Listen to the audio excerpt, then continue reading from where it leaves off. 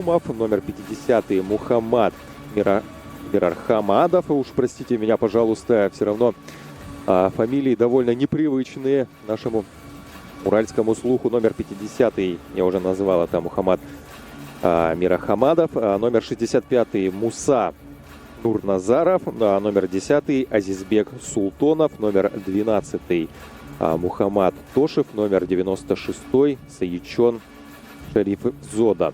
И главный тренер команды, ну, по крайней мере, он заявлен единственным тренером в официальном протоколе к сегодняшнему матчу, это Аманшо Цадецаиров. Футбольный клуб «Урал», Свердловская область, город Екатеринбург. Цвет формы оранжевый. Наши гости играют сегодня в такой красивой сине-белой форме. Так вот, футбольный клуб «Урал». Ворота защищает Алексей Мамин, номер 71. Полевые игроки Лео Гагличидзе, номер 6. Игорь Дмитриев, номер 21. Андрей Егорычев, номер 5. Номер 16.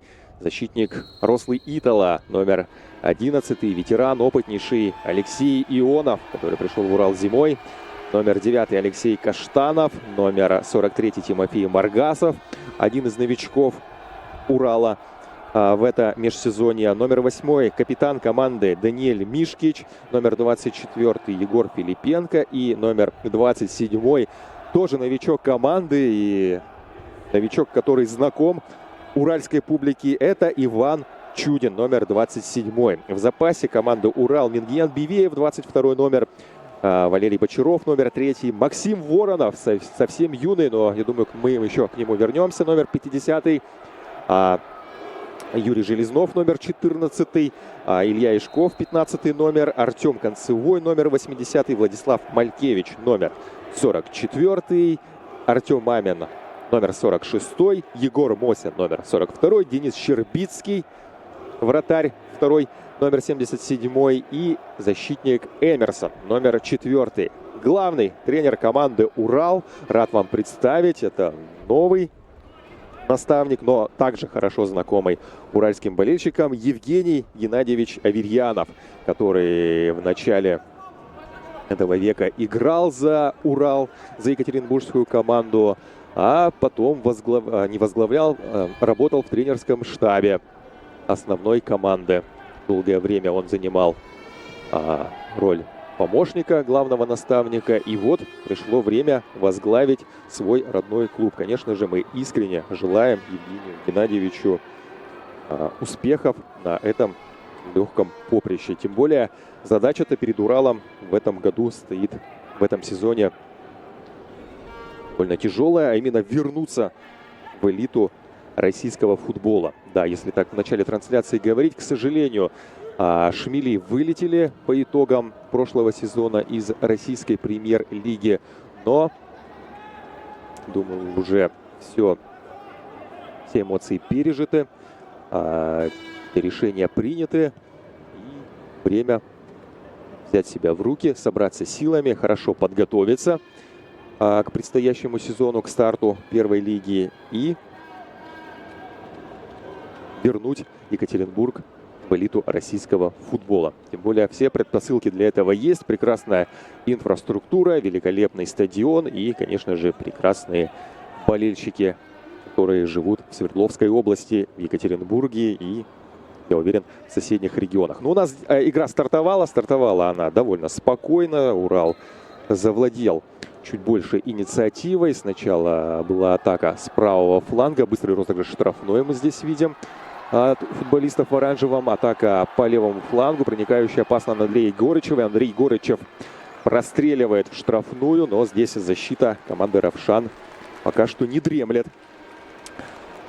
И мяч у нас отправляется на первый угловой.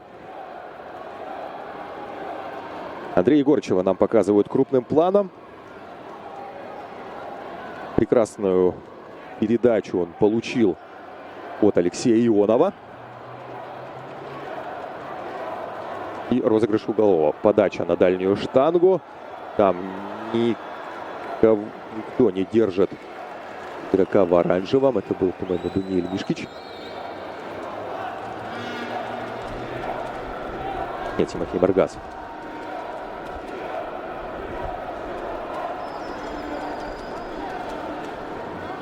И нам предстоит с вами увидеть уже второй угловой, но с другого фланга. Даниэль Мишкич будет его выполнять. И руки вверх.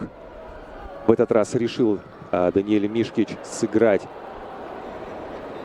через короткий пас. И неприятный инцидент сразу же у нас происходит буквально на 5-й минуте. Ой-ой-ой-ой-ой. Неудачно мяч попадает в игрока гостей. И, по-моему, игрок команды «Равшан» теряет сознание. Зовут врачей быстрее подойти на помощь. Врачи уже подбежали гостевого клуба. Ну и сразу же, конечно же, у нас возникают неприятные ассоциации. Все мы помним чемпионат Европы 3 года назад. Когда Эриксон потерял сознание. И буквально-таки уже на этом турнире тоже произошел неприятный инцидент. Да, сразу же, конечно же, партнеры просят замену. Интересно, куда же мяч-то попал так неудачно? Неужели куда-то в горло или солнечное сплетение? Ну, вроде бы все обошлось. Мы видим, игрок сидит, конечно же, на траве. Входит в чувство. Приводит его в чувство, поливает водой. Жарко сегодня в Екатеринбурге. Я думаю, конечно же, это плюс пойдет команде из Таджикистана. Уверен, что именно эти спортсмены более привыкшие к такой жаре.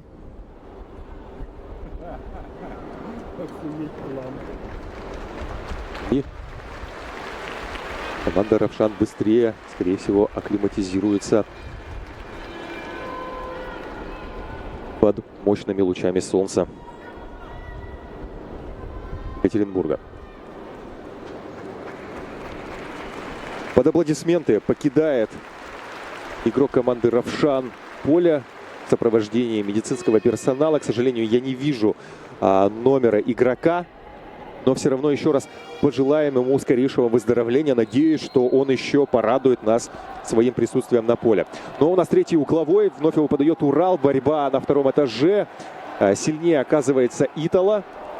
Итала, конечно же, легко увидеть среди всех футболистов на поле. Отличается он колоссальным высоким ростом.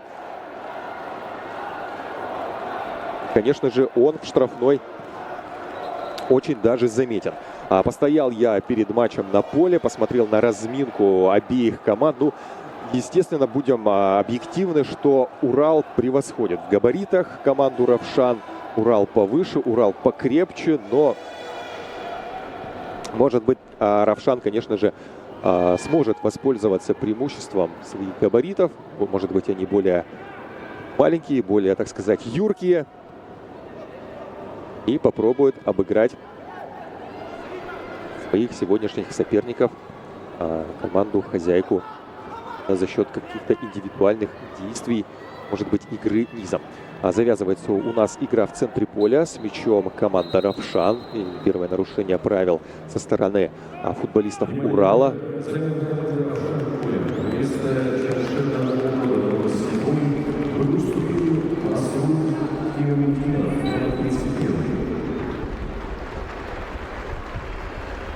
И нарушает правила Иван Чудин в центре поля команды «Урал». Ну и вот так вот буквально на 8-й минуте происходит у нас первая вынужденная замена. Надо это отметить. Травму-то получил Чемшет Муродов, номер 7, если я правильно услышал диктора. А на поле вышел Масрур Имудинов, номер 31. Вновь в атаке футболисты Урала. С мячом Игорь Дмитриев по левому флангу. Скоростной молодой игрок. Заброс в штрафную. Первый по-настоящему опасный момент возникает у ворот Равшана. Игорь Дмитриев прорвался по левому флангу. Дал передачу в штрафную. И Андрей Егорычев пытался ударить, но мяч улетел выше ворот. Да, уже близки были дважды игроки Урала к тому, чтобы открыть счет. забить первый исторический гол в рамках Кубка по футболу Международной промышленной выставки «Инопром» 2024. Ну и вновь с мячом футболисты Урала. Лео Гагличидзе, пас на Итала. Итала в центр поля. Андрей Егорычев. Вот такая вот проникающая передача на правый фланг. Там скорость набирает фланговый полузащитник.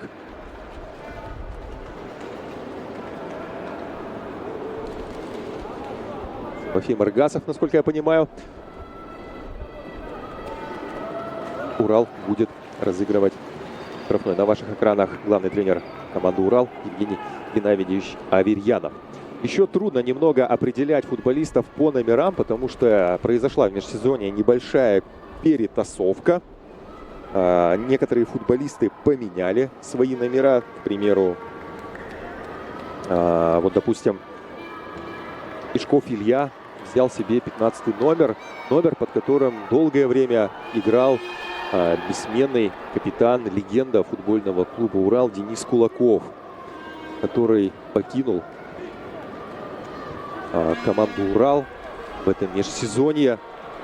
Конечно же, я уверен, что Денис Кулаков сейчас смотрит нашу трансляцию, и мы передаем Денису пламенный привет в сердце из Екатеринбурга. И, конечно же, выражаем огромную благодарность за те годы, которые он провел в футболке «Урал».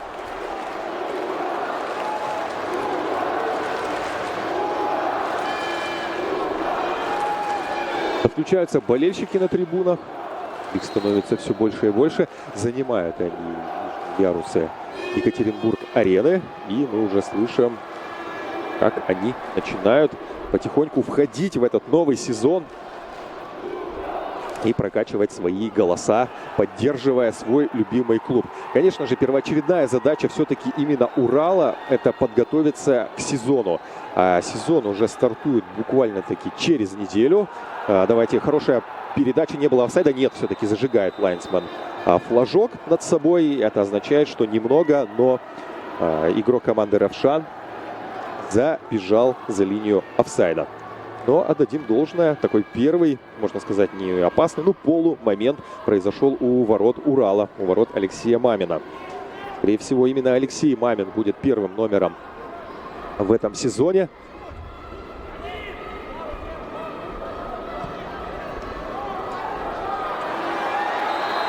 Еще один момент у Урала, но в этот раз офсайд. Зажигает арбитр на другой половине поля. Приятно отметить, что команды не собираются отсиживаться в обороне. Команды выбрали такой атакующий стиль игры. Практически снова прошла потрясающая передача, но Лео Гагличидзе не дремлет. Лео Гагличидзе, который провел прошлый сезон в аренде в Оренбурге в одноименном клубе. Ну а в этом межсезонье футбольный клуб «Урал» вернул Лео Гагличидзе в свои ряды. И Лео также будет помогать команде возвращаться в российскую премьер-лигу. Тем временем игра у нас перешла на правый фланг. Откатилась чуть-чуть назад. Итала. Боковая передача. Здесь Лео Гагличидзе забегает. Успеет? Нет, не успевает. Немного Лео за мячом, но задумка была хорошая. Такая диагональная передача от Итала была выверенная. Немного там мяч отскочил и ушел за боковую линию. Аут будет водить футбольный клуб «Равшан».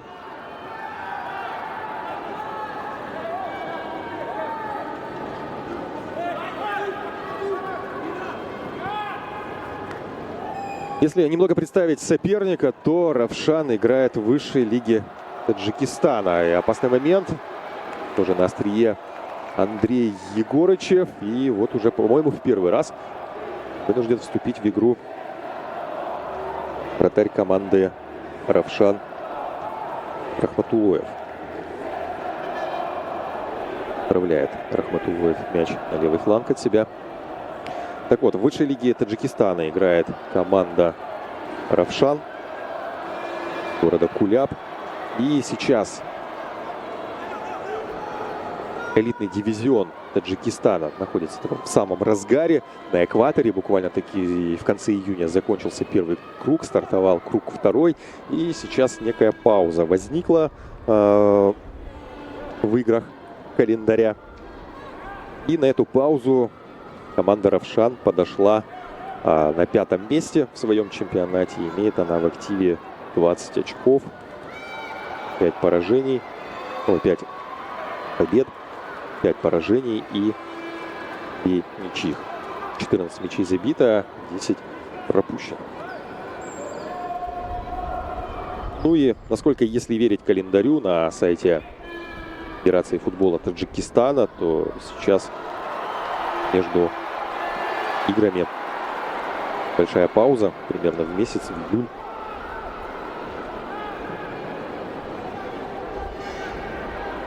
Команда Равшан дала приглашение Свердловской области, чтобы поиграть на первом турнире, первом кубке Пром 2024.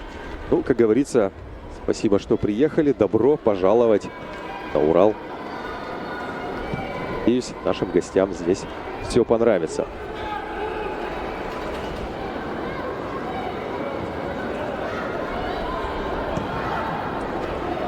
В целом, да, было прекрасное настроение у гостей. Выходили они на поле после того, как приехали на стадион. Сразу же достали свои телефоны, смартфоны, конечно же, начали записывать видео, звонить друзьям, близким, показывать, как же красиво здесь, в Екатеринбурге. Будет ли у нас первый пенальти? Нет. Показалось мне, с комментаторской позиции роняли Игоря Дмитриева, который красиво так ворвался в штрафную соперника. И там произошла борьба, толкнули Игоря Дмитриева. Но судья, видимо, посчитал, что была хорошая игра. Главное, без нарушения правил, корпус в корпус. Ну что ж, конечно же, отдадим все на откуп профессиональным судьям, которых я, в принципе, кстати-то и не представил сегодня. Но, конечно же, исправлять это упущение. Давайте, сегодняшний матч обслуживает главный судья Артур Федоров. И ему помогают два ассистента: Рустам Таров и Станислав Попков. Резервный. Это бригада судей из прекрасного города Петрозаводск. Им помогает резервный судья Семен Медведев, который представляет Екатеринбург. Но теперь точно все. Официальной частью закончена. Давайте наслаждаться футболом. Уже 17 минут сыграно на Екатеринбург-арене. Чуть ближе к забитому мячу были хозяева. Но и гости тоже ждут своего момента, своего шанса. Итало. Вновь навесная передача. Ищет он Лео Гагличидзе уже не в первый раз. Но и вновь пока подача не проходит. Тем не менее, вновь с мячом футболисты в оранжевом. Не получилось Алексею Ионову ворваться по центру в штрафную. И здесь уже Равшан, команда по правому флангу, пробивается. Ну, конечно же, тяжело бороться с Итало. Тем не менее, удается этому юркому футболисту, номер 29, Азизбек Хаитов. Пару раз удалось ему накрутить Итало, так сказать. И с чувством выполненного долга Азизбек Хаитов отправляется в штрафную Урала. Аут будет выполнен сейчас футболистами Равшана. К мячу подходит 13 номер Ахмадзада Рахматшо. Аут. Скидывали туда ближе к лицевой линии. Но тут уже уверенно сыграл головой мяч у Алексея Мамина. Алексей Мамин с руки Входит Андрей Егорычев. Андрей Егорычева пас на Лео Гагличидзе. Лео обыгрывает, входит в штрафную. Прострельная передача. Андрей Егорычев. Гол! И все-таки Урал открывает счет в этом матче и становится автором первого в истории мяча в рамках Кубка Кинопрома 2024. И первый мяч забивает тоже один из любимцев публики уральской. 5-й номер Андрей Егорычев. Да, мы видим Алексей Каштанов. Я думаю, что это Лео Гагличидзе. Алексей Каштанов это был. С левого фланга вошел в штрафную. Увидел там Андрея Егорычева. Прострельная передача. И Андрей Егорычев дальний от себя угол. Одним касанием переводит мяч в ворота. 1-0. Рады, конечно, болельщики.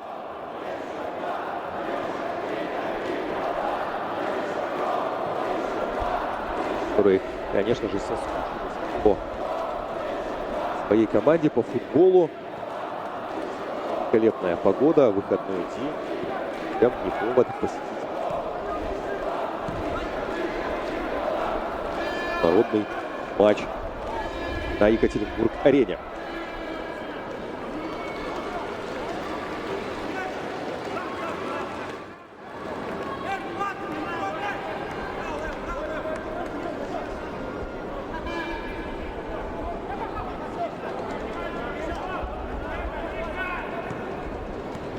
Давайте немного о регламенте поговорим. Всего в турнире принимают участие 4 команды из 4 разных стран. Из них вы уже прекрасно знаете. Это футбольный клуб «Урал» из Екатеринбурга, футбольный клуб «Равшан», город Куляб, который буквально сейчас в наших с вами экранах проводит матч открытия.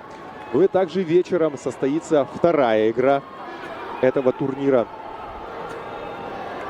Там за выход в финал между собой поспорят футбольный клуб «Кызылкум» из Узбекистана и футбольный клуб ИМТ из Сербии. Эта игра пройдет в 19:00 по уральскому времени, по Екатеринбургу, 17:00 время московское. Состоится он, внимание, не на Екатеринбург-арене, где сейчас проходит матч, а состоится на прекрасном стадионе, тоже, кстати, известном всем болельщикам Урала, на футбольном стадионе Академии футбольного клуба «Урал».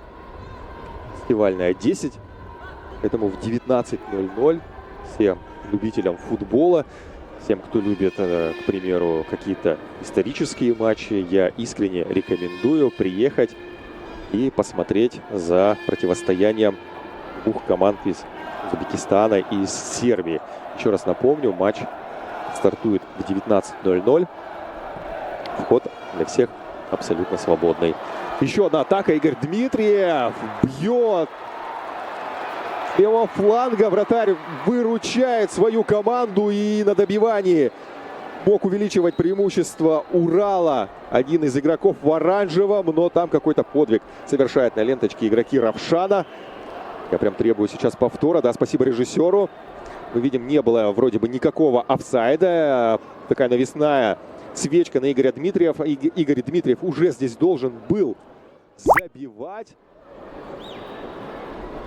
И, насколько я понимаю, Алексей Каштанов это бил головой практически в упор, но там аж 2 игрока из казахстанского клуба смогли спасти свою команду. Но отдадим должное гостевой команде. Благодаря их стараниям счет не изменился пока что. Еще раз нам показывают прекрасный гол Андрея Егорычева. Каштанов здесь хорошо накрутил своего оппонента, увидел Андрея Егорычева, и Андрей Егорычев касание без шансов для вратаря. Команды у нас отправились сейчас на паузу для того, чтобы пить.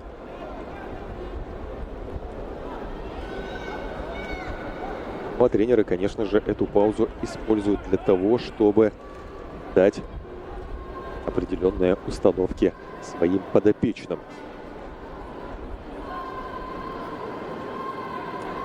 Геннадьевич тем пока и сидит на скамейке. В основном Аверьянов стоит и внимательно наблюдает за игрой своего клуба. Еще одна травма. Вновь получает повреждение игрок в синей футболке. Лео Гагличидзе там извиняется перед своим оппонентом. Ну да, обычная игровая ситуация. Может быть, чуть неприятная, но тем не менее это футбол. Капитан команды сейчас на траве. Мухаммадчон Рахимов.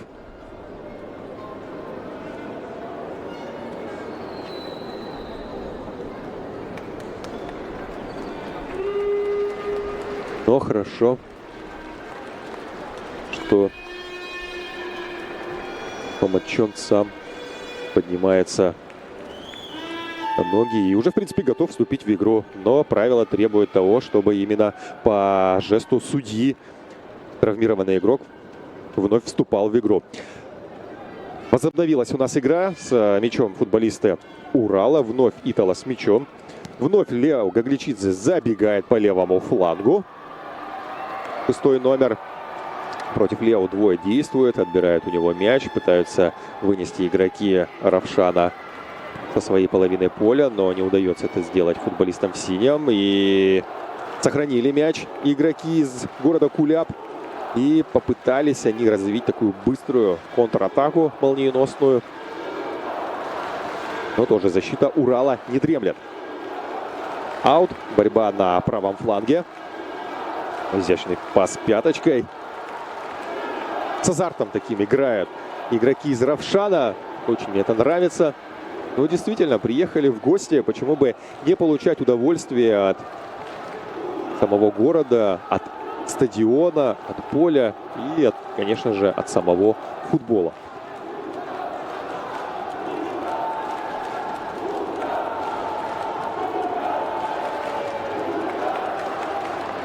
Неудачный розыгрыш аута был у футбольного клуба Равшан. Мяч переходит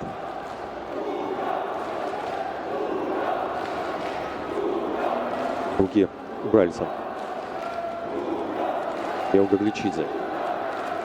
С кого разыграть аут?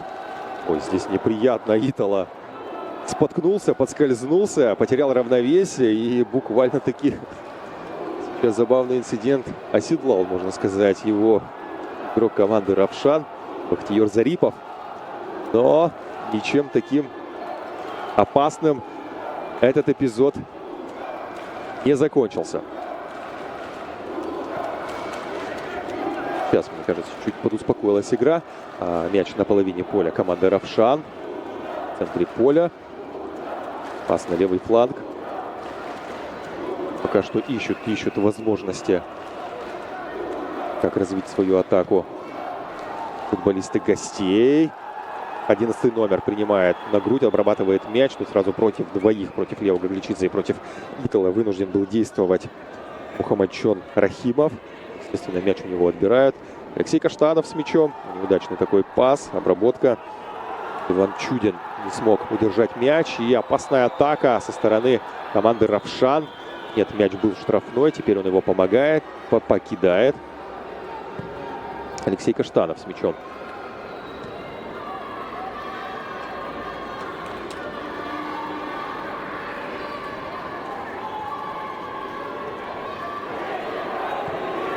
Тоже, кстати, Алексей Каштанов, один из игроков, который поменял свой номер в этом межсезонье. Был он раньше 79-м номером, а теперь опасный удар. Игоря Дмитриева, 21 номер, и великолепен в воротах Мухаммадраби Рахматулоев. Хороший сейв, красивый. Идеально подойдет для хайлайтов сегодняшнего матча. Так вот, Алексей Каштанов раньше играл под 79-м номером, как только пришел в Урал. Теперь семерочка впереди у него испарилась, и Алексей Каштанов будет выступать просто под номером 9. Поэтому привыкайте, записывайте, изучайте новых футболистов, новые номера.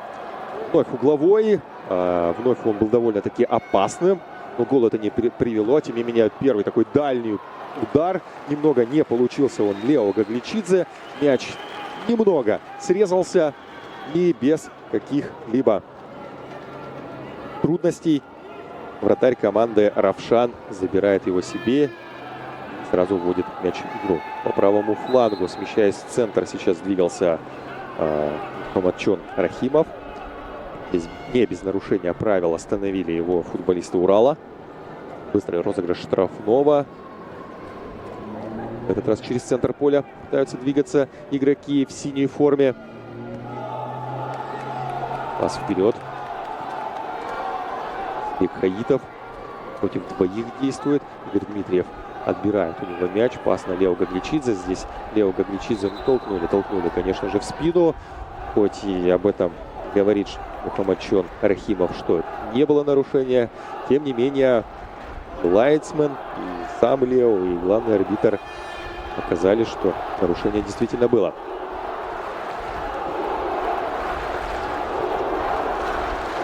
Видимо, решили чуть отодвинуть игру от своего левого фланга. Сейчас футболисты Урала перевели они на правую бровку поля мяч. Слишком слева действительно Урала активничает команда Равшан. Мне кажется, уже 30 минут, 31 минута практически прошла в нашем матче. И, конечно же, я думаю, команда привыкла к большому стадиону, привыкла к траве, к газону, так сказать, прошла период акклиматизации. И все увереннее и увереннее начинают выглядеть наши гости. Немного неточный пас у Урала. Мяч в центре поля, в центральном круге. Здесь свисток. Да, мы это не заметили, но судьи из Петрозаводска все видят. Был вот такой вот немного несуразненький, но офсайд. Андрей Горычев с мячом. Пас направо. У нас турнир получается. Если в основное время будет зафиксирована ничья, то как все в Кубке России? Сразу же переходим к серии пенальти. Победитель выходит в финал, проигравший отправляется в утешительный финал, назовем его так. Пойдут команды, проигравшие в сегодняшних матчах, бороться за бронзу. Сегодня, как я говорил, пройдут два матча. Один мы с вами видим, второй начнется в 19:00 по уральскому времени, 17:00 по Москве. А за бронзовые и золотые награды игры состоятся 10 и 11 июля соответственно. 10 июля за бронзу будет игра, малый финал, и большой финал 11 июля.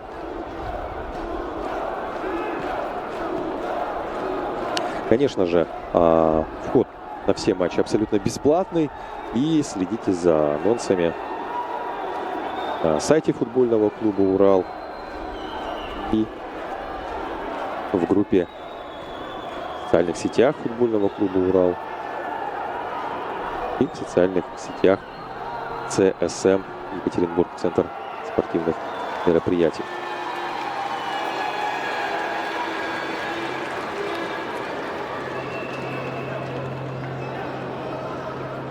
Вновь Алексей Мамин с мячом.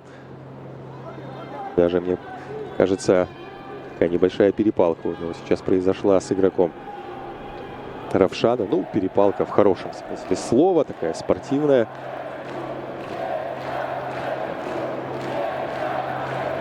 Чего, конечно же, негативного окраса это не несет.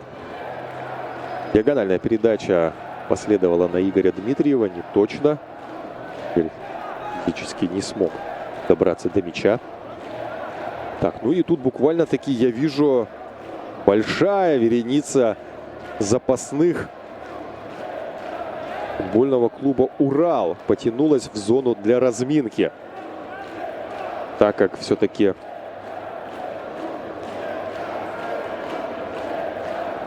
турнир у нас товарищеский, то, естественно, правила, тоже регламент. Команды могут устанавливать свой, какой им будет полезен, нужен. Ну и сразу же вся скамейка запасных пошла разминаться. Видимо, в тайме втором мы увидим совершенно другой состав. Евгений Геннадьевич даст по тайму поиграть всем ребятам.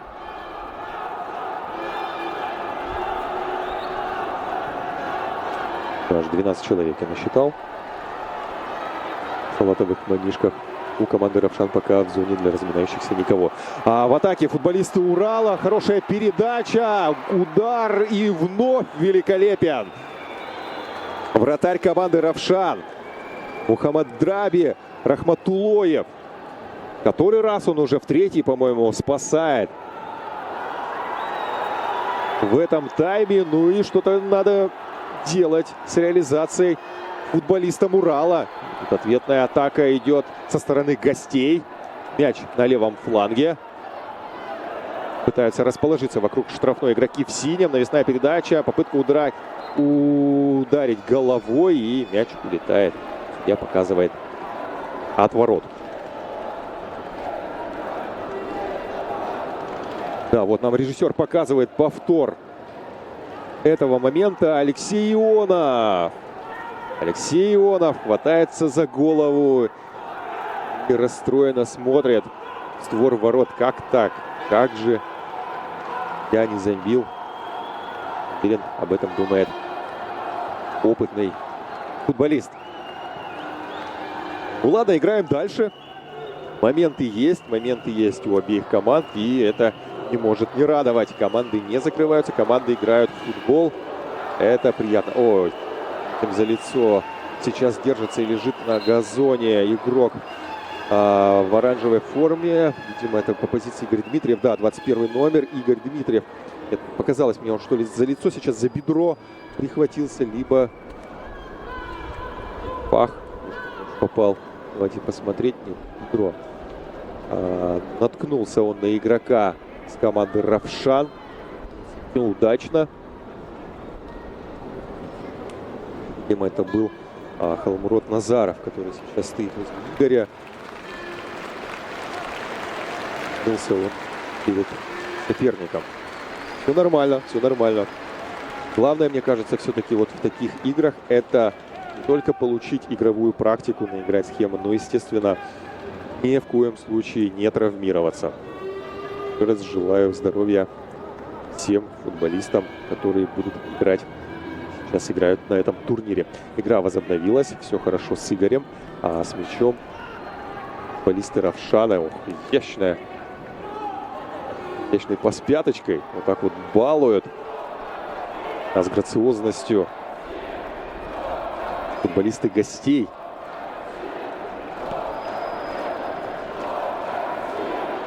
Хаитов. 9 номер это был. Ну и быстро развивается у нас игра. Футболисты «Урала» уже с мячом на правом фланге. Немного задерживаются они возле центральной линии.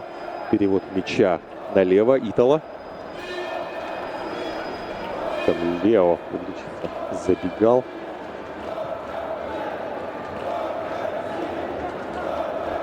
Итала направо. Егор Филипенко. На Андрея Егорычева. Андрей Егорычев верхом. Пас на Алексея Ионова. И пас-то, в принципе, был точным. Но прочитал эту передачу вратаря «Равшана». Перехватил мяч. Мяч уже у футболистов «Равшана». По правому флангу они двигаются. 11 номер с мячом. Навесная передача туда налево. И уже ответное слово за Алексеем Маминым. Прекрасный в первом тайме у нас вратари. Уверенная игра с обеих сторон. Андрей Горычев справа с мячом. Назад на Мишкича. Мишкич на Чудина. Гагличидзе. Сам двигается. Мощнейший удар. Крученый мяч отправляется и выше ворот. Выцеливал девяточку дальнюю от себя Лео Гагличидзе. Ну и в целом-то удар получился плотный. Но все контролировал на драбе Рахматуллоев.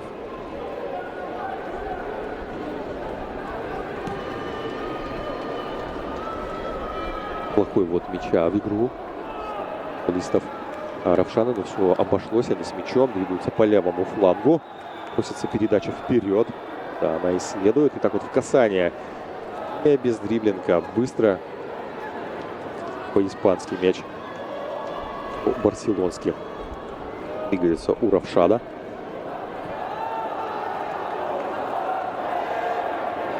Мяч на левом фланге.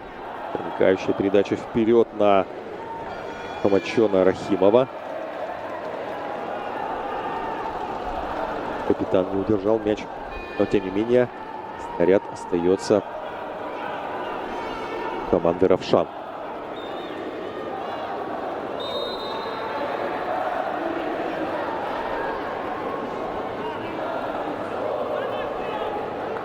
Нарушение правил. Вновь на газоне футболист команды Равшан.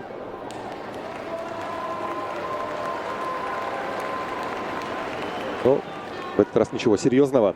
Просто немного ногу. Скорее всего, может быть, так часто с непривычки газона. Там ноги футболиста Равшана. Опасный навес со штрафного. И, по-моему, первый угловой, если я не ошибаюсь, зарабатывают футболисты Равшана.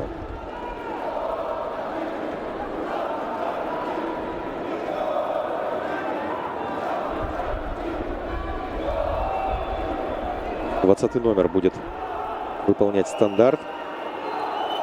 Назим Бабаджанов, простите. На ближнюю штангу. Мяч покидает штрафную. Здесь Алексей Ионов практически получилось у него перехватить. Не получилось у Алексея Ионова, но получилось у Даниэля Мишкича. Через Алексея Ионова вновь мяч оказывается у восьмерки Урала. Мишкич по левому флангу сам пытается войти в штрафную. Не дают ему сделать защитники Равшана. Пас направо. Алексей Каштанов. Прострельная передача во вратарскую. Здесь защитники в синих футболках не дремлят. И уже мяч у команды гостей. Игра на правом фланге. Лео Гагличидзе пытается пройти Мухаммадчон Рахимов. И переводит мяч далеко. Через диагональ. Налево от себя.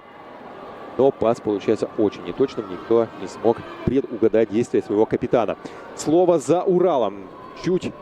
Да все буквально 5 секунд осталось у нас сыграть в основном времени первого тайма. Будет ли что-то добавлено? Да. 3 минуты. Я вижу, поднимает табличку резервный арбитр. И еще есть 3 минуты для того, чтобы забить кому-нибудь, а может быть и обеим командам. Но пока ближе к этому все-таки игроки Урала.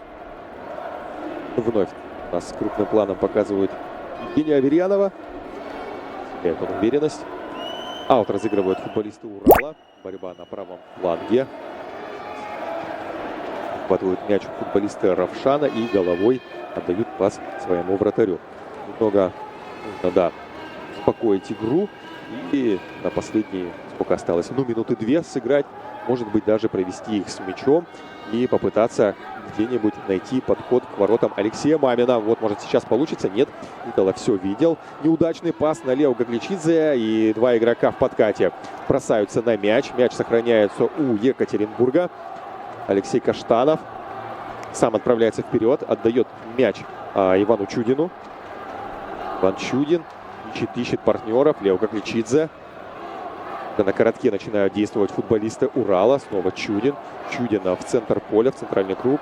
Даниэль Мишкич. Мишкич направо. Андрей Горычев с мячом. По правому флангу. Разбег, подача. Один совершенно. Остается Алексей Каштанов по вратарской.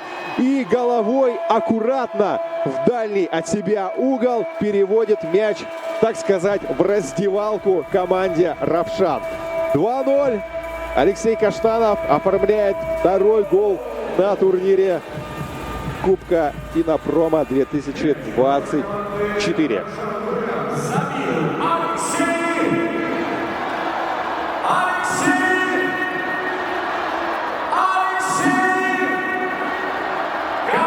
Да, слышим и диктора на стадионе.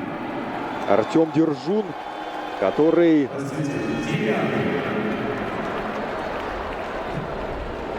сообщает всем болельщикам, что мяч забил Алексей Каштанов, и даже позволяет болельщикам прокричать фамилию. Номер 9. 2-0. Более чем комфортное преимущество становится у Урала под занавес первого тайма. И, в принципе, что-то интересное может быть в тайме втором. Интересный такой розыгрыш сейчас был у футбольного клуба «Равшан». В пляжном футболе попытались они разыграть, забить мяч. То есть сразу же с центра поля, со второго касания пробили по воротам Алексея Мамина. Показалось, что чуть они застали врасплох Лешу, но Алексей справился с ударом. Все увидел, забрал мяч, и футболисты в оранжевом. Андрей Горычев остался высадить. Такой где-то штрафной, но не получилось. И Мамин, и все. Первый тайм у нас закончен. Счет 2-0. Впереди Урал. Мячами в первом тайме отметились Андрей Егорычев и под занавес тайма Алексей Каштанов. Давайте с вами отдохнем и до встречи в тайме номер 2.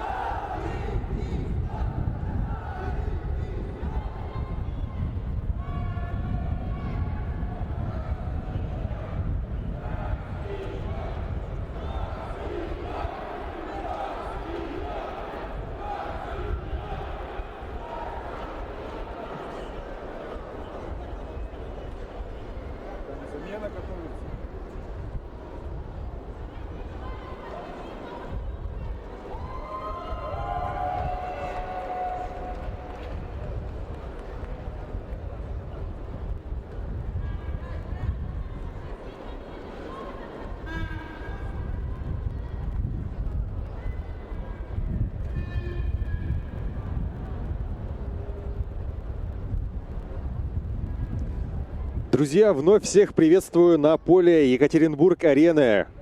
Свердловская область, город Екатеринбург. Первый в истории кубок по футболу «Инопром» 2024, приуроченный к международной одноименной выставке, которая ежегодно, традиционно уже на протяжении многих лет проходит в столице Урала. Все готово у нас к тайму номер 2. Впереди Урал со счетом 2-0.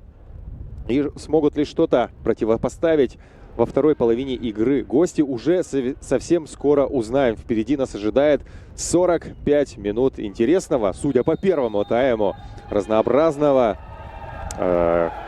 футбола. Прозвучал свисток. С мячом команда в синем. Футбольный клуб «Равшан», Таджикистан, город Куляб. И играет сегодня эта команда против местных любимцев футбольный клуб «Урал». Цвет формы оранжевый. Активно началась игра. Мяч уже у ворот команды «Равшан». Активно прессингует, высоко прессингует футбольный клуб «Урал». Здесь Алексей Каштанов практически смог подловить на неточном пасе своих соперников. Но, к счастью для команды «Равшан», все обошлось. Так вот интересно у нас стартовал второй тайм. Я напомню, что Алексей Каштанов стал автором второго мяча в конце тайма номер 1. Ну и мы слышим, диктор объявляет замены, которые произвелись на нашем поле. И опасный момент сейчас возникает у ворот Равшана. Пока я отвлекся на протокол, поднимаю взгляд, а здесь Урал что-то активно комбинирует во вратарской соперника. И да, конечно же, такой немного на потеху публики мяч удалось забить сейчас команде «Урал», с чем мы их и поздравляем. И автор как раз-таки вновь стал тот самый номер 9, нападающий екатеринбургского клуба Алексей Каштанов. Да, полная неразбериха сейчас была в защите команды «Равшан», чем и воспользовались игроки из Екатеринбурга. И счет становится уже довольно-таки крупный, разгромный. 3-0 сейчас мы видим на табло. На табло, конечно же, Екатеринбург-арены мы сейчас видим не счет, а сразу двух роботов, которые, если вы видели ролики в социальных сетях, являются некими маскотами этого турнира. И эти роботы как раз-таки всех призывали на Екатеринбург-арену и сами приходили еще за несколько дней до старта турнира сюда на трибуну и знакомились с газоном, с мячами, с трибунами на этом великолепном стадионе, который в 2018 году принимал 4 матча в рамках чемпионата мира по футболу. Хорошая история у Екатеринбург-арены. Интересный такой культурно-спортивный кластер имеется в нашем регионе. В Екатеринбург-арене не только проводятся футбольные матчи Урала, ну и, кстати, других клубов. Недавно буквально такие медиафутбол этот газон видел и эти трибуны. Здесь же и проходил матч за Суперкубок России несколько лет назад. Ну и также концерты проводятся, разные выставки, интересные активности, ну, например, йога на открытом воздухе. Поэтому также тоже следите за активностями, за социальными сетями Екатеринбург-арены, и активно вас призываю вновь подписываться на социальные сети и Екатеринбург-арены, и футбольного клуба «Урал». Может быть, кто-то из-за «Равшана» начнет следить за футболом азиатским. Почему бы и нет? Почему бы и нет?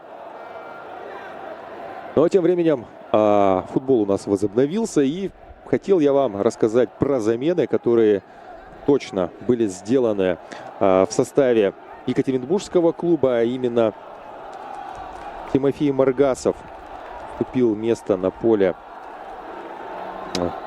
Сейчас я смотрю, присылали мне информацию как раз-таки Артему Мамину. Еще один Мамин у нас теперь на поле. Два брата сейчас находятся на газоне. Алексей Мамин — это как раз-таки вратарь, который защищает ворота слева от нас. И его родной брат Артем Мамин, который играет на позиции защитника под номером 46. Ну и Егор Филипенко также покинул поле после первого тайма, а вместо Егора вышел Мингиян Бивеев. Но если, конечно же, говорить по карточкам замен, то именно Егор Филипенко уступил место на поле Артему Мамину, а вместо Тимофея Маргасова вышел Мингиян Бивеев. Все, пока у нас без замен. Я напомню еще раз состав Урала. Это ворота защищает Алексей Мамин, номер 71, Лео Гагличидзе, номер 6, Игорь Дмитриев, номер 21, Андрей Горычев, номер 5. Автор первого забитого мяча сегодня Итала под номером 16 играет, Алексей Ионов, номер 11. Уже автор дубля Алексей Каштанов, номер 9, называл его фамилию сейчас во втором тайме.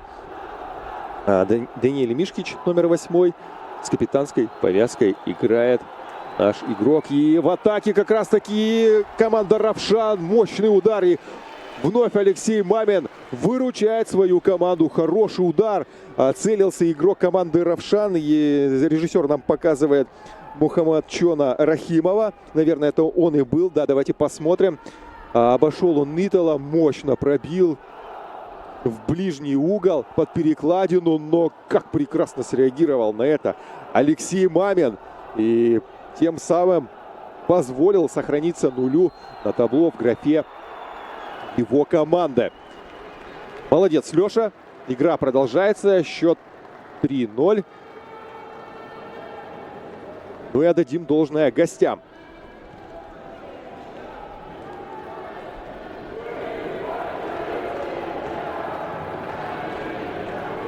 Замена у Равшана. Спасибо моим коллегам, которые уведомляют меня в онлайн-режиме о том, что о каких-то изменениях, которые происходят на поле. К сожалению, я, конечно же, говорю с пониманием отнестись, что нет каких-то у нас сейчас онлайн-приложений, в которых мы привыкли отслеживать, допустим, игры премьер-лиги. Да, все быстро выносится в протокол, но тем не менее ничего страшного. И вот в таком ручном формате получать информацию, я ее сразу же вам буду озвучивать. Также две замены произошло у команды Равшан. 63-й номер, смотрю я протокол, это Шадичон Муродов. Покинул поле. Он место номеру 77-му Джамшеду Максумову. Ну и 13-й номер покинул площадку. Это Рахматзада Рахматшо играл по 13-м номерам у команды Равшан. А вместо него на поле вышел номер 74-й Сарбон Гиосов. Давайте посмотрим атаку Урала. Чем она не закончилась. Мяч покинул лицевую поле за лицевой линией. Ну и пробежимся по составу футбольного клуба Равшан. В ворота защищает Мухаммадраби Рахматулоев, номер 69, который, надо отдать должное, несмотря на 3 пропущенных мяча, в которых абсолютно этот голкипер не был виноват, очень хорошо проявил себя на позиции вратаря. Сделал он несколько уверенных сейвов, читал игру, прерывал атаки, и никаких претензий, только максимальный респект мы выражаем голкиперу команды гостей. Полевые игроки у Равшана: Назим Бабаджанов, номер 20, Бахтиер Зарипов, номер 17. Атака Равшана сейчас прервалась. Кристиан Мочич, номер 2. Халмурод Назаров, номер 22. Самуэль Афори, номер 15. Мухаммадчон Рахимов, номер 11, капитан команды. И Азизбек, 29, Азизбек Хаитов, номер 29. Сарбон Гиосов, номер 74. Это игроки, которые вышли на замену. Джамшед Махсумов, номер 77. И Масрур Имуддинов, номер 31.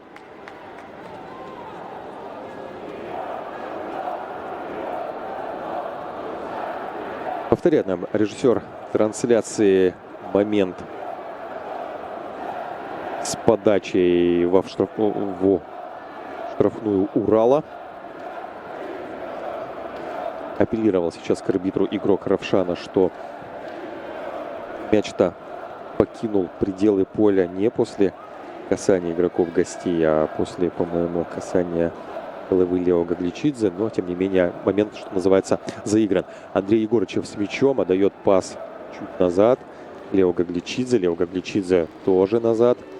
На Итала. Итала перевод на Мингияна Бивеева. Ян Бивеев вступает в игру. Иван Чудин с мячом. На Даниэля Мишкича. Мишкич на Бивеева. Бивеев. Артем Мамин. Вновь мяч возвращается Андрею Егорычеву. Стараются сейчас игроки Урала на коротке действовать. Буквально-таки они плотненько друг к другу находятся. Пас на Мингияна Бивеева. Бивеев по правому флангу. Смотрит, кому отдать передачу. Андрей Егорычев открывается. Видит Игоря Дмитриева, но чуть мяч не доходит до молодого полузащитника. Прерывает пас Андрея Егорычева кто-то из игроков Равшана. Такую комбинированную атаку сейчас попытались разыграть игроки Урала. Ну, пыталась. И будет ли второй шанс? Нет. Нарушает правила. И штрафной сейчас разыграют команда в синих футболках. Двойная замена сейчас у Урала производится. Вместо Игоря Дмитриева мы приветствуем на поле вновь вернувшегося из аренды Юрия Железнова.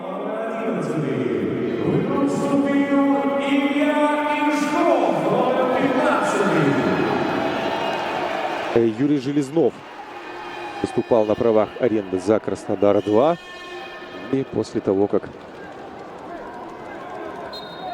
Урал попал в Лигу мира, так, много саркастично, с юмором, называют первую лигу России, Юрия Железнова вернули обратно в состав футбольного клуба «Урал».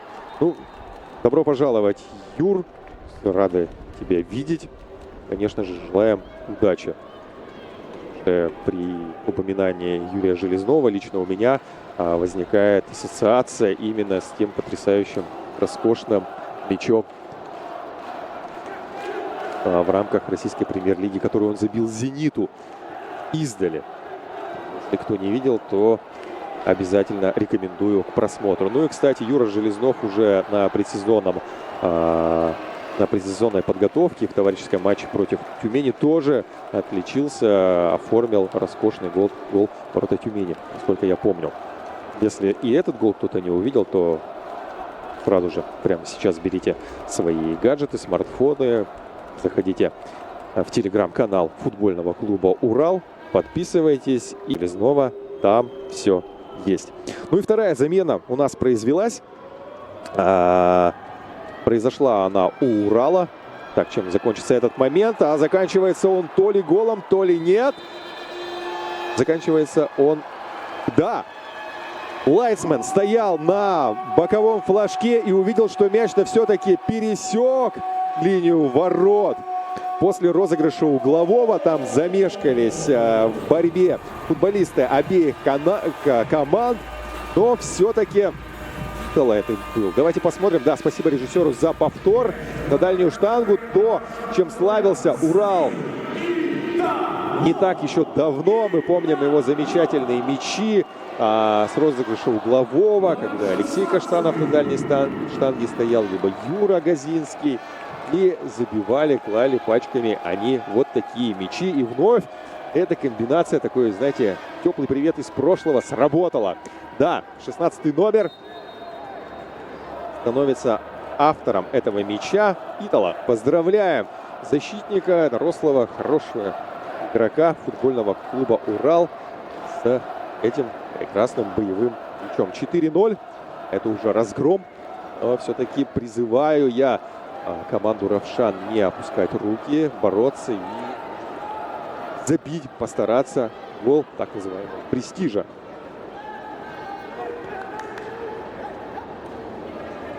Чуть ранее замена произошла. 21 номер Игорь Дмитриев. Простите, Алексей Ионов уступил место более дому и Ишкову, номер 15.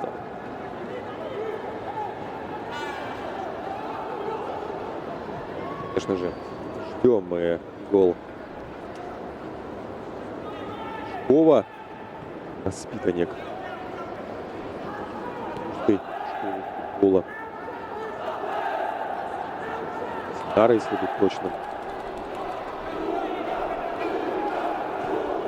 Тоже Илья, естественно, один из местной. Много болельщиков персональных у Ильи за этот полноценный год, который он провел в основном команде. А я напомню, Илья Ишков начинал еще буквально пару сезонов назад. Он играл за молодежную команду «Урала». Потом его начали, конечно же, подключать к «Уралу-2», второй команде. И вот так вот постепенно, но довольно-таки быстро, надо отметить, Илья Ишков пришел к тому, что Виктор Гончаренко заметил его и потихоньку стал ему доверять. Первый матч, насколько я помню, Илья Ишков вышел в последнем туре еще позапрошлого сезона. Провел. Там чуть было не отметился голом он сразу, но тем не менее оформил на себя голевую передачу.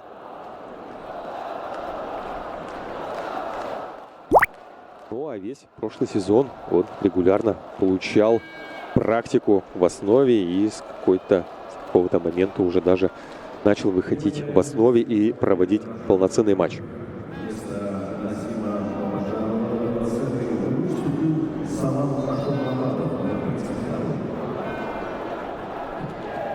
«32-й номер у нас появляется на поле. Салам Ашур Мамадов. Прошу меня извинить.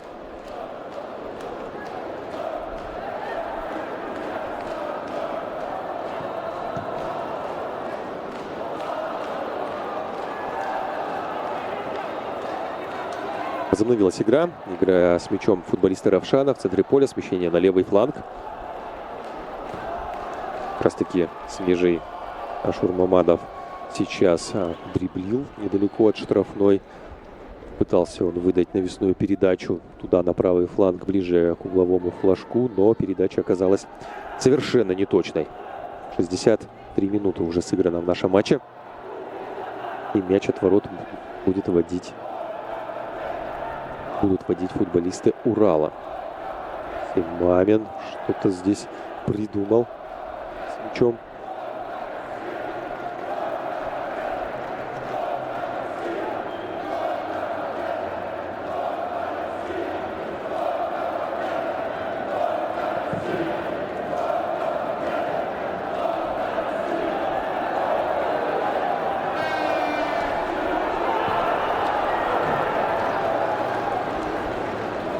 Опасный момент был, и я вижу, готовится замена Урала.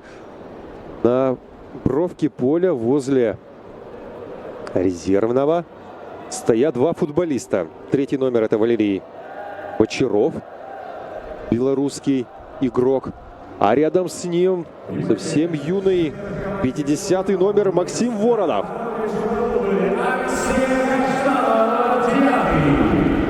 И Максим Воронов меняет автора дубля Алексея Каштанова. Ну и, конечно же, молодому игроку, молодому Максу Воронову мы пожелаем продолжить славные традиции этого матча Алексея Каштанова, ну и забить 1-2, может быть, и даже хэт-трик. Напомню, Максим Воронов тоже является воспитанником Академии футбольного клуба «Урал».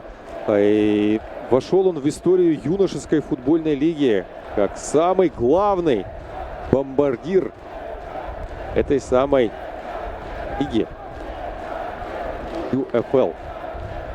Больше всех мячей он там наколотил. Ну и, конечно же, это не прошло мимо от тренерского штаба «Урала». И именно еще при Викторе Гончаренко Макса Воронова начали подтягивать к основе. На тренировках он часто, можно сказать, для своего возраста появлялся. А, к примеру, уже в этом межсезонье он регулярно на полноценной основе проводит полноценный сезонный сбор вместе с основной командой.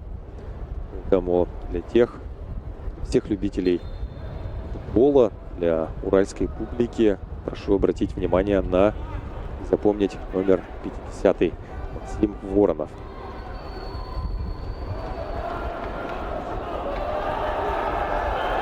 Ну и раз уж мы говорим о социальных сетях, то, естественно, не могу не отметить, чтобы вы также подписывались и следили за новостями как раз таки Академии футбольного клуба «Урал». Также активно ведется страница в социальных сетях, ВКонтакте, Телеграм-канал. Допустим, вчера буквально такие матчи проводили в рамках юношеской футбольной лиги нашей Академии. И там тоже молодой, подрастающий парень забил.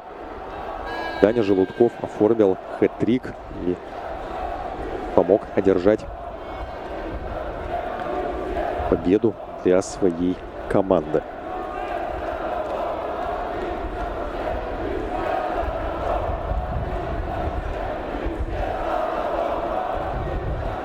Против Академии Коноплева вчера наши юноши играли. И в последнем матче Даня Желудков оформил хэт-трик со счетом 4-2. Победили наши парни 2007 года рождения. А Даня Желудков, кстати, надо отметить, на год даже помладше. И вот так вот в старшем возрасте он смог забить 3 мяча в одном матче. Поздравляем Академию. Следите за нашими ребятами в UFL. Все новости в Телеграм-канале и ВКонтакте Академии футбольного клуба «Урал». Мы возвращаемся с вами на футбол. Счет 4-0. Урал впереди. Равшан пытается как-то переломить ситуацию. Все равно они идут в борьбу. Не опускают руки, надо им отдать должное. Ну и мы наблюдаем также за игрой уральских футболистов. Валерий Бочаров вышел на поле.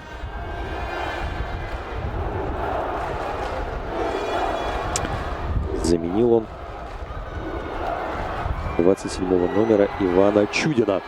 Урал вновь с мячом, и Максим Воронов как раз-таки был на острие этой атаки, но эту атаку вновь прервали удачные действия вратаря команды «Равшан» Мухаммадраби Рахмуталуева. Не дал он молодому нападающему Урала отличиться.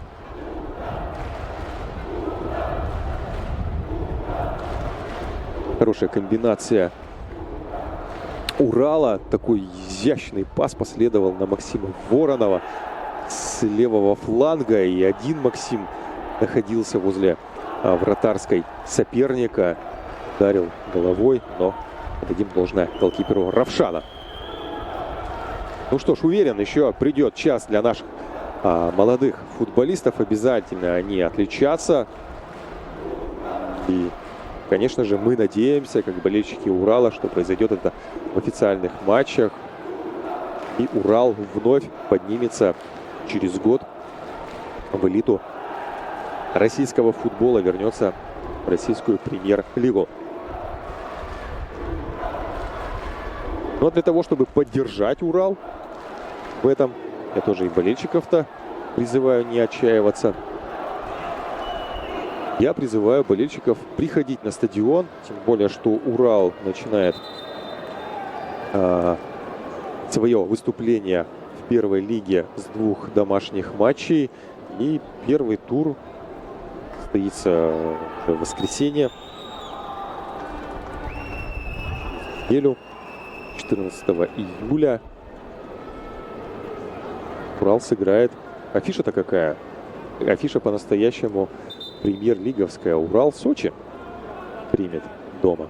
Еще буквально в прошлом сезоне эти команды играли в премьер-лиге. Ну а теперь встретятся они уже в рамках дивизиона номер 1, в рамках ФНЛ. Ну и у Сочи также задача стоит по выходу в российскую премьер-лигу. И также в первом туре нас ожидает сразу вот такое мощное противостояние. Сразу же, уж простите за жаргон, заруба.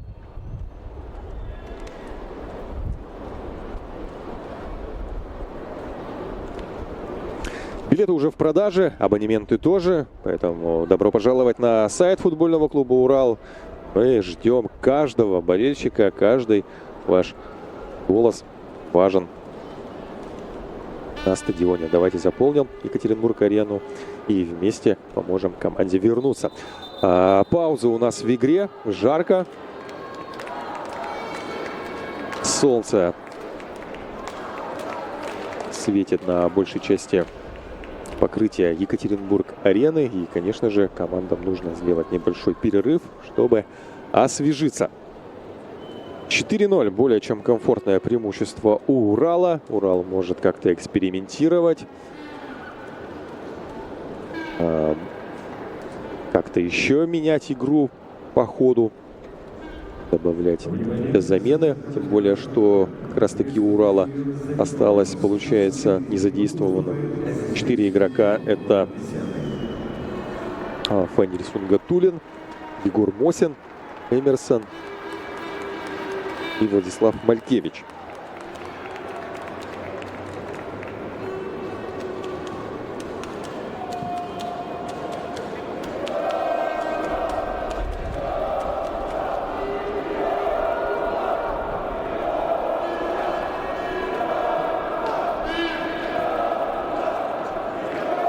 Возобновилась игра.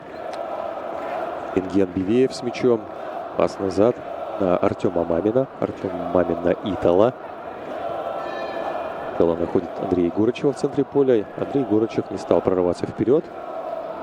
Навесом отдает пас на Артема Мамина. Вновь Итала. Итала последний, не стал рисковать. Спокойно отдает передачу на Лешу Мамина. Алексей увидел Макса Воронова. Туда, вперед мяч, но немного не точно. Алексей дает передачу. Мяч перехватывает Рахимов.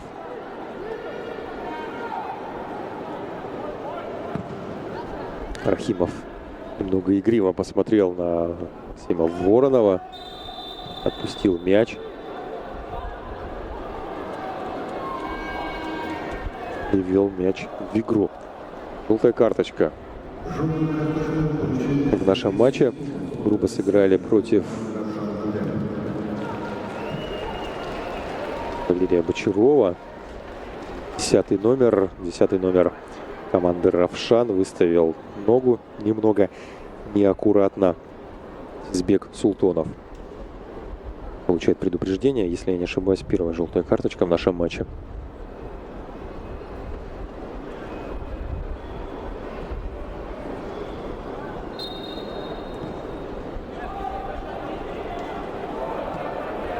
Но все хорошо. С Валерием Бочаровым.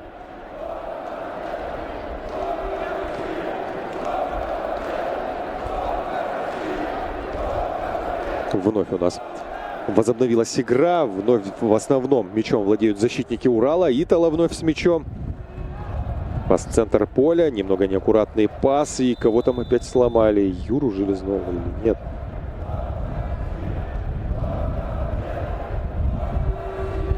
будто лежит спиной ко мне на газоне.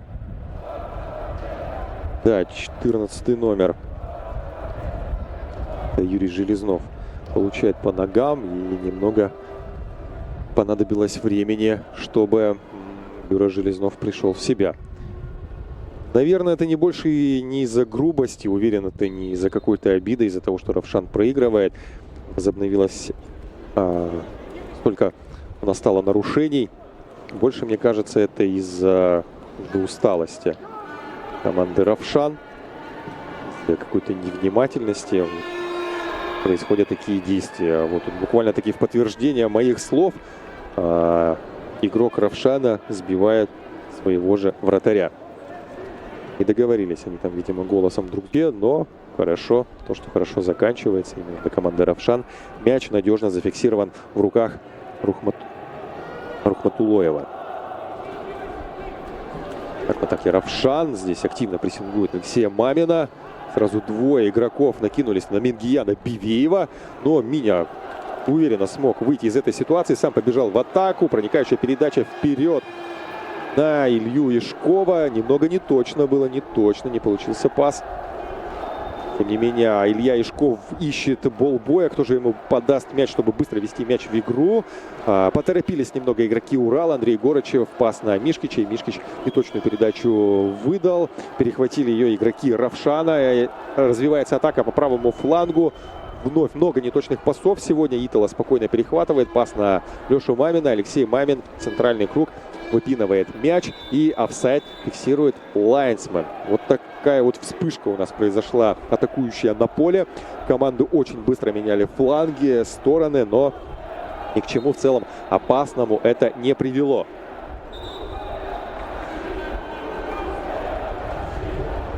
Да, двойная замена у команды Равшан.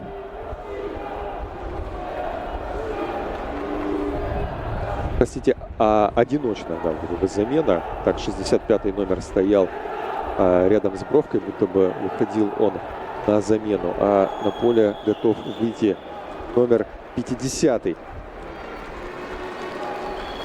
Это Мухаммад Мирахмадов.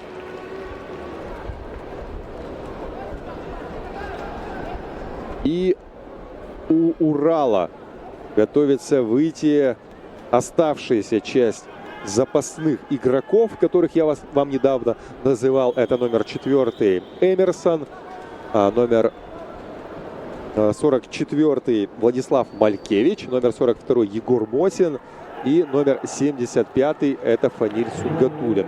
Издали смотрю, кто у нас покидает поле. Лео Гагличидзе, Итала, Андрей Егорычев.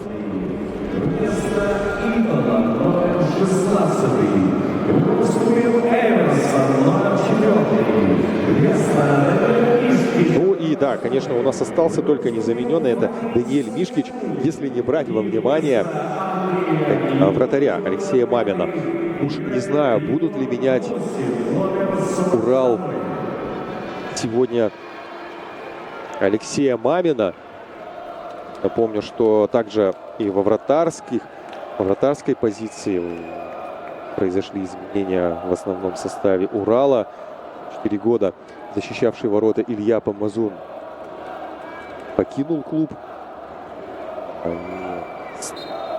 Стали Илья Помазун и Урал продлевать сотрудничество. Я напомню, что Илья выступал на правах аренды у ЦСКА. Конечно же, еще раз поблагодарим Илью Помазуна за эти годы, проведенные в Урале, за его профессиональный подход, за его сейвы. Ну и пожелаем, конечно же, искренней удачи в продолжении карьеры Илье Помазуну. Напомним, что дебютировал в сборной России даже Илья Помазун, находясь, будучи игроком Урала. Ну а в стан уральский вернулся Дмитрий Арапов. Теперь 3 вратаря у Урала. Это Алексей Мамин, который сегодня защищает ворота. Это Денис Щербицкий. Дмитрий Арапов. Так вот, будет ли Евгений Аверьянов совместно с тренером вратарей Андреем Шпилевым менять сегодня вратаря, мы не знаем. Посмотрим, может быть. Скорее всего, уже нет, 10 минут осталось играть. Может быть, другим голкиперам дадут шанс себя проявить в других оставшихся матчах товарищеских.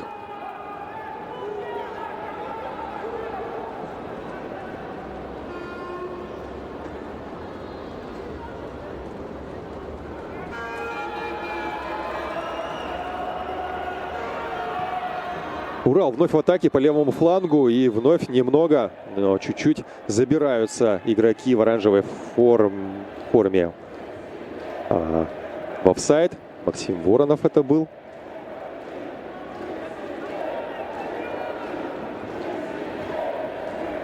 Но с мячом вновь футболисты в оранжевом. Минген Бивеев на скорости проходит половину поля. Нашел он пасом Егора Мосина, но Егору Мосину не удалось развить атаку и даже, по-моему, немного сфейлил. 42-й номер Урала. И футболист, темнокожий футболист Равшана нуждается в помощи. Да, случилось столкновение у Егора Мосина с Самуэлем Афари. Но вновь рад, что все обошлось без травм. 81 минута сыграна в нашем матче. Примерно осталось сыграть минут 10-12. Не знаю, сколько добавит судья. Я думаю, не более 3 минут. Учитывая 2 мяча и водопой. И вновь мы видим, что чуть-чуть все-таки неаккуратно действуют игроки Равшана. Здесь в подкате ничего, конечно же, плохого в мыслях не было у игрока Равшана Мухаммада Мирахмадова. Но задел он Лешу Мамина, и Алексей Мамин, даже не зафиксировавший мяч, так сложился, стал на колено от боли немного. И судья игру приостановил. С мячом игроки в синем. Борьба в центре поля. Гурмосин пытался остановить атаку Равшана. Чуть-чуть не получилось. Дальняя передача туда к угловому флажку. Там проходит Равшан. Подача такая не сильная. Нельзя было ее назвать прострельной. Не приводит к чему-то опасному. Не получается пока Равшану уверенно пробить, плотно пробить и поразить ворота екатеринбургского коллектива. Но надо заметить, что также препятствием на пути мяча не раз вставал Алексей Мамин. 0 на табло Равшана, это в том числе и его заслуга. В атаке футболисты Урала. Дальняя передача на левый фланг. Там набирает скорость Владислав Малькевич. Но чуть-чуть даже он, да, сейчас показывает своему партнеру. Чуть-чуть, наверное, послабее надо было отправить снаряд. И тогда бы Владислав Малькевич точно бы успел. Ну и там параллельными курсами тоже вместе с Владом двигался Максим Воронов, который уже готов был замыкать в случае чего передачу от Влада Малькевича. Нарушает правила в атаке Макс Воронов. Можно сказать, такой тактический фол. Игра на правом фланге сейчас строится. Немного замешкался сейчас защитник Равшана. И чуть было, так сказать, не привез себе пятый мяч. Там уже его караулил юный футболист. Но немного, да, но повезло игроку в синей футболке.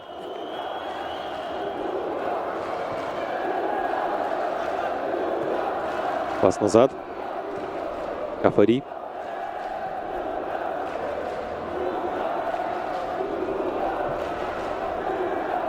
На правом фланге футболисты Равшана.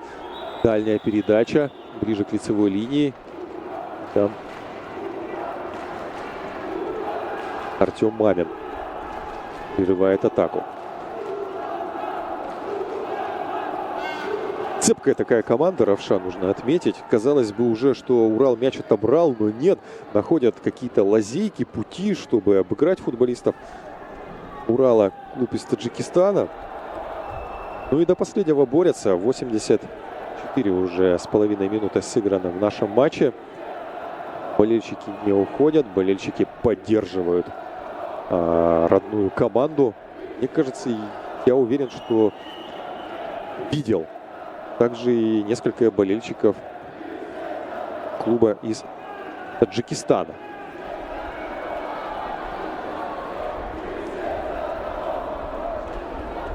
На трибунах я уверен, что они есть, потому что много гостей из этой замечательной страны сейчас находится в Екатеринбурге, да и в Свердловской области. Совсем уже сбавили обороты обе команды, нужно это признать. Никто никуда не торопится, может быть, и не стоит сейчас забегать вперед, но тем не менее, мне кажется, что все-таки именно Урал одержит победу в этом матче. Счет об этом как раз-таки говорит. 4-0.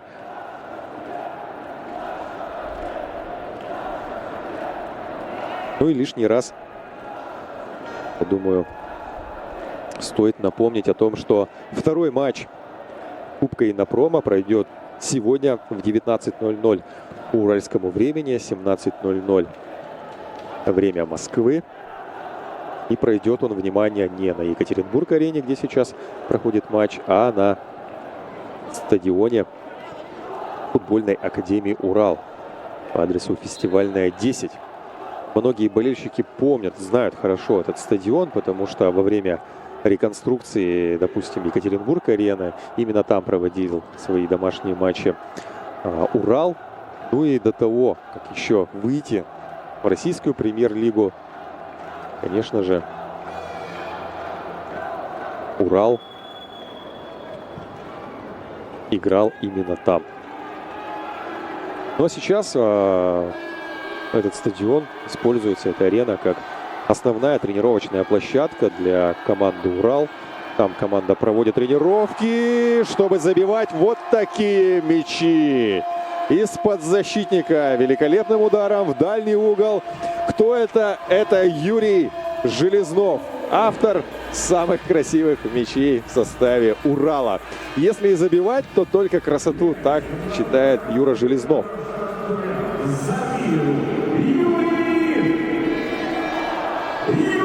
Конечно, я думаю, тренерский штаб Урала уже рад, что Юра вернулся в состав. Юра показывает тем, что он в порядке. Юра готов. Здесь хочется увидеть, был ли какой-то рикошет, или просто вратарь не увидел момент удара. Да и в целом мяч, знаете, по такой неудобной траектории летел. Нырнул он вниз с отскоком от газона и залетел в дальний угол. Хороший, не сильный, но главное точный удар продемонстрировал Юрий Железнов и сделал счет шлифовским, я бы так назвал, по-уральски. Какая боль, какая боль. Футбольный клуб Урал Равшан 5-0. Цитирую я всем известную нашей стране песню нашей уральской рок-группы Чаев, Владимир Шамилин, Бегунов. Огромный привет даем любимой группе.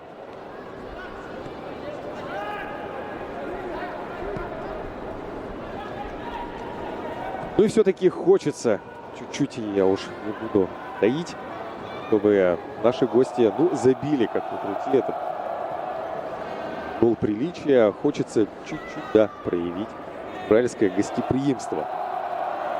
Но, я думаю, вряд ли со мной согласится тренерский штаб Урала. Да и тем более Алексей Мамин. Ну вот атака Равшана и удар. Нет, еще один удар. Двойной сейв Алексея Мамина. Что творит этот голкипер? Вот он точно против того, чтобы Равшан сегодня забил. Вот кто действительно поистине, простите, может, сочтите это за шутку, кто не гостеприимный по отношению к сегодняшним соперникам, так это Алексей Мамин. Смотрите, раз удар, второй удар. Первый-то удар был очень плотный. И казалось уже на добивании нужно переводить мяч в ворота, но там сорвался мяч с ноги. И, может быть, тем самым еще неудобнее стал для Алексея Мамина. Но Леша вышел и смог распластаться и не позволить забить Равшану. Ну а в атаке Урал. Егор Мосин с правого фланга. Подача. Ян Белеев здесь пытается активно прессинговать. Илья Ишков подключается. Теряет мяч Равшан. Удар издали. Длинный удар вновь Юрия Железного. Еще раз, мне казалось, он хотел забить примерно похожий мяч. Но в этот раз, конечно же, голкипер все прекрасно видел. Обзор никто не закрывал. Спокойно Мухаммадчон Рахимов, простите, Рахматулоев мячик в свои руки. Возобновляется игра. Всего 1 минуту добавляет главный арбитр встречи. 1 минуту нам осталось посмотреть матчи открытия между Уралом и Равшаном. Счет 5-0. Впереди хозяева. И уже смело можно поздравлять екатеринбургскую команду с уверенной победой. Будет ли 6-й мяч? Нет, думаю. Воронов все рвется в бой, пытаясь подловить на ошибки соперника. Забить этот футболист. Уверен, Макс, придет еще твое время. Ну а тем временем Алексей Мамин против нападающего Равшана. И в итоге побеждает Алексей Мамин. А по итогу матча победу одерживает футбольный клуб «Урал». 5-0. Первый мяч оформил на свой счет Андрей Егорычев. Дальше последовал дубль Алексея Каштанова. Затем счет 4-0 сделал Итала. И жирную, красивую точку с дальней дистанции поставил 14 номер Урала Юрий Железнов. Искренне поздравляю всех болельщиков с этой победой. Болельщиков футбольного клуба «Равшан», конечно же, призываю не отчаиваться. Лично от себя скажу, ваша команда очень симпатично и хорошо выглядела сегодня на поле. Желаю вам удачи в матче за бронзовые награды. Ну а Урал идет дальше. Также я поздравляю всех болельщиков со стартом этого замечательного турнира. Сегодня воскресенье. Всех ждем дальше на футболе. Вход абсолютно для всех бесплатный. И, естественно, впереди мы вас ждем на официальных матчах уже футбольного клуба «Урал». И, конечно же, добро пожаловать всем в Екатеринбург, в столицу Урала, на Уральские горы. И добро пожаловать на выставку «Иннопром 2024». С вами эти 90 минут был Юрий Иванов. Желаю вам прекрасного воскресенья.